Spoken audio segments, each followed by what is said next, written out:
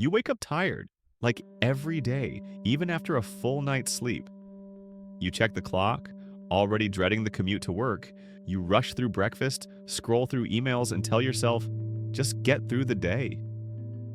You don't want to go, but you have to. And the craziest part? You're not even sure why you're doing this anymore.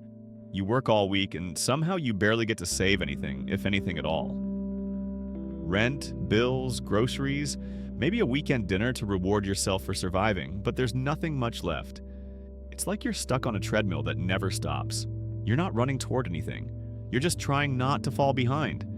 And deep down, you wonder, is this really what life's supposed to be? If you've ever asked yourself that question, this session is for you. Welcome to Therapy Without the Bill. My name is Gabriel, and today we're going to talk about how your job, your routine, and your life in general is making you feel miserable. And most importantly, I will give you real and grounded steps to start turning things around, to start living and enjoying rather than just surviving. Let's be real. There's a very specific kind of misery that comes from working a job you hate. Not because you're lazy or entitled, but because every day feels like a sacrifice with no visible reward. Maybe you entered this job full of hope, or maybe you took it out of necessity. Either way, now it's a cycle. Wake, work, sleep, repeat. And money. It's always just enough to keep you quiet, but never enough to give you freedom. You feel emotionally drained, mentally checked out, physically exhausted. But you keep going because you have to. There are bills to pay, obligations to meet, maybe a lifestyle to maintain. And when people ask how you're doing, you smile and say fine. But you're not fine. You're surviving. The worst part? Everyone around you seems to be playing the same game, pretending it's normal. We've been taught to believe that being overworked, underpaid, and unfulfilled is just part of being a responsible adult.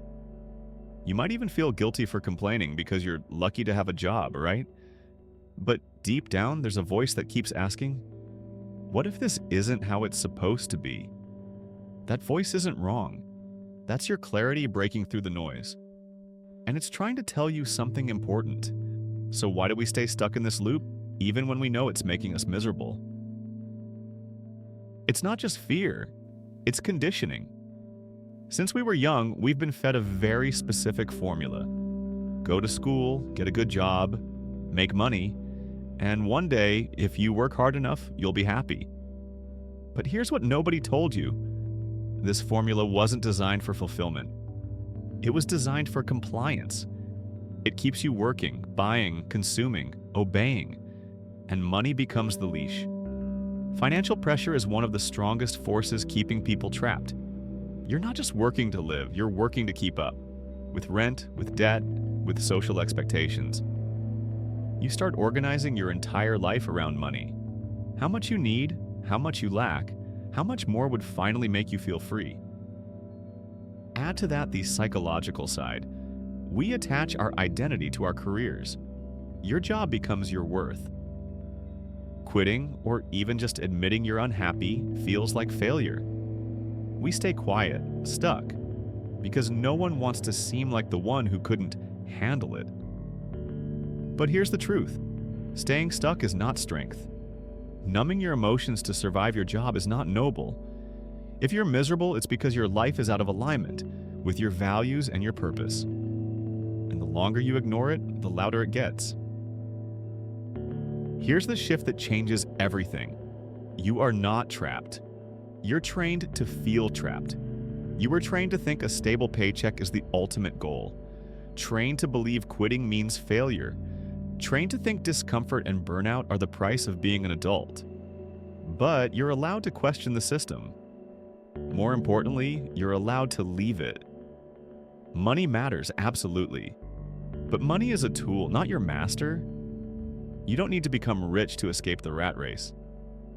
What you need is clarity. Clarity on what actually fulfills you. Clarity on how much is enough. Clarity on whether your current job is aligned with the life you want, or just financing the one you're trying to escape from.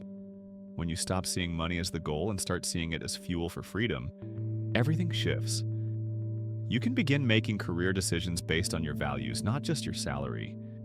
You can start budgeting for breathing room instead of lifestyle inflation.